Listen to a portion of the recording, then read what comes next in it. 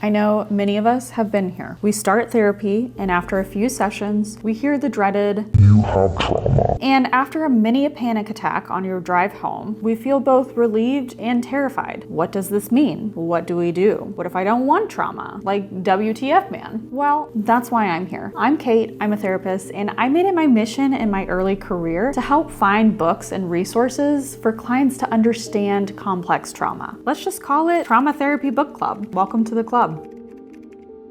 Before we get into the books here, I want to talk about what trauma actually is. Because if I had to guess, you think you don't have it, because how could you possibly have had trauma? But you might. Typically, when we think of trauma, we think of big T trauma. And I like to call these pancakes. Pancakes are dense and fluffy, and if you eat too many of them, you're gonna get full very fast. These are things like coming home from war. These are things like abuse or sexual assault or car accidents. We don't typically question whether or not these things are actually trauma, but there are also things like little T trauma, and I like to call these crepes. Not quite as thick as pancakes, they're very thin and very delicate, but they start to stack up over time. These are things like bullying, chronic illness, untreated learning disabilities, or simply adults not paying attention or caring about you. The point here is, no matter whether you're eating pancakes or crepes, if you eat 5 pancakes, you're gonna get really full. Also, that's a lot of pancakes. But if you eat 10 crepes, you're also gonna get full, right? So there's no battle of, is this better or worse? The point is,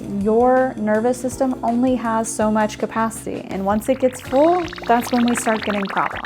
So now let's talk about the books. We're gonna go over some of my favorite titles, a brief summary, some key points, and what I took away from each book. For this first book, we're gonna go over this classic, The Body Keeps the Score by Bessel van der Kolk. In this book, this is really considered the Bible of trauma book because he was one of the first people to look at how trauma affected not only the body, but also the brain and kind of some of the neuroscience behind it. At the time, this was very revolutionary. To fully understand this book, I think we need to go over some of the key points here. So the key points of this book include not only the history of trauma, but also the impact on the body, the mind, and the brain. Now, it gives a lot of neuroscience in this book. It also covers the sources of childhood trauma and treatment options, which the treatment options are split up into 3 different categories. Top down, which includes things like talk therapy, mindfulness, building trusting relationships, group activities, and even body work. He also covers medication and bottom up treatments. And when we say bottom up, we're talking about from the body to the cognitive state, okay? So we're talking about moving from a felt sense to a known sense. These include things like EMDR, yoga, psychomotor therapy, neurofeedback therapy, and even some theater therapy. The takeaways from this book are, if you want to know everything about trauma, you need to read this book. This is really what I took away from it. It covers everything you would possibly need to know and to understand what's going on with you, but there's some drawbacks to that. So I don't recommend starting with this book. A lot of times when I've recommended this to clients in the past, they'll get through maybe 2-3 chapters and then start to realize that it's very dense, and that's when they stop. It's like trying to learn how to swim by getting thrown into the deep end. It's not usually where we start, right? That would be weird. So while this book is amazing, I've got some other titles that I think would be an easier way to dive into this trauma field, which is why I would rather you start with this book. This is Waking the Tiger by Peter Levine. And Peter Levine is an awesome guy. You're gonna start to notice a trend in this video. Peter Levine was known for creating the therapy method called somatic experiencing. And this is where we perceive trauma as physical tension stored in the body. And he teaches you how to relieve that tension through mindful awareness of the body. So in this book, it talks about not only what trauma is and how to deal with it, but he talks about it in a very different way of how it's a felt sense, how it's a somatic thing, it's a body thing, not just something that we think of in our minds.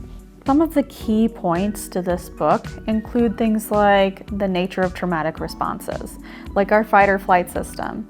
and how we also have a freeze and fawning response as well. We also talk about somatic experiencing, which he's known for, and it describes some exercises and some ways that you can deal with that. It covers some self-regulation techniques, and maybe there's even some guided exercises in the book. He also talks about the recovery process and how you take steps to let your body heal itself. And of course, there's some case studies, which helps pull all these concepts together. Honestly, this is one of my favorite books. My takeaway from this book is that your body is really amazing at self-healing. It has this innate system in it that just allows you to naturally get better. This is like a cut, and we're setting the cut up for success. Instead of rubbing dirt in it, we're going to clean it and let it get some air and maybe ointment if it needs it. But really, your body knows how to do the work. We just need to set it up for success. And finally, in this last book is Trauma and Memory by Peter Levine. At this point, you should be realizing a trend. I really like this guy, and there's a reason. In this book, he talks about the relationship between trauma and memory.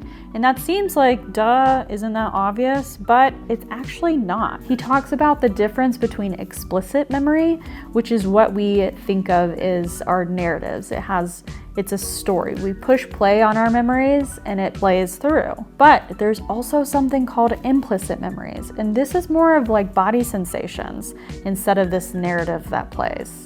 The key points to this book really include things like talking about what memories are. They talk about how memories can be different than what you typically expect a memory to be. Most people think that a memory is just playing something like a movie, but oftentimes when trauma happens, it splits memories into a lot of different pieces that are very complex, like auditory memories, tactile memories. And this is where things get really weird and where this book does a really good job of explaining that. Honestly, my favorite part about this book and what I take away from it is that memories are very complex. When you don't have words or language for a memory, how can you describe it? And this is what this book is about. So I'd love to keep recommending books to you, but we don't really have all day. So I'm gonna give you some honorable mentions, and they're not quite books, I'm cheating here, but these are definitely two of my favorite audiobooks, okay? And you have no excuse to not read them because they're only 2 hours each. The first one is It Won't Hurt Forever by Peter Levine.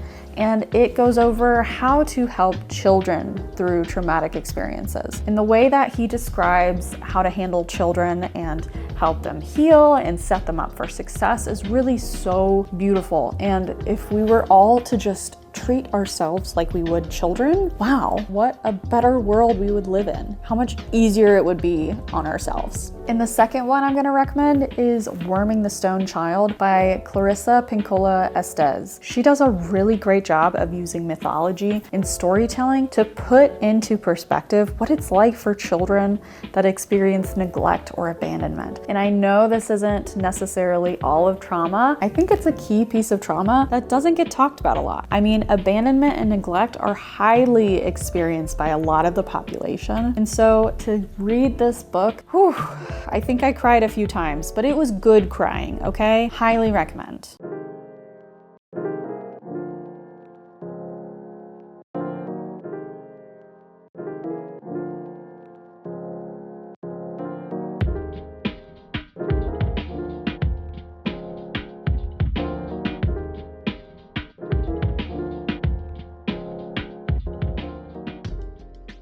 So, confession time, spilling the tea here. This video was for you. This video was also for me because I'm tired of seeing you guys walk around like lost puppies, not knowing where to go. And I've read a lot of these books, so if I can help you, my hope is that you gained enough ideas or inspiration that you can start your own research and you can start learning by yourself. Now, if you liked this video, comment below of what you'd like me to cover next. So I'll catch you guys next time.